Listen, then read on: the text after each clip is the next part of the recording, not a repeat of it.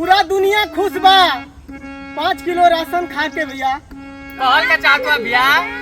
अरे खुश बाटे बहु जनमा की, अरे रसनमा फ्री में बाटा।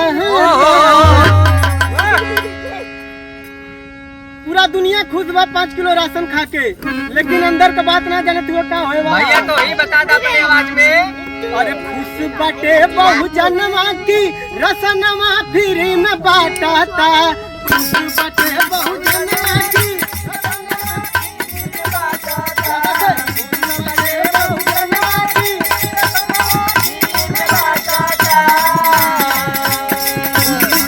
बहु जनमा की रसनमा फ्री में बाटाता। केहू के नहीं बुझाला हो, केहू के नहीं बुझाला हो, जनमा जोरी से काटला। केहू के नहीं बुझाला हो, जनमा जोरी से काटला। केहू के नहीं बुझाला हो, जनमा जोरी से काटला। भैया 5 किलो राशन खा के भुला लगन मत, तनी आगे कभी देखा लगन।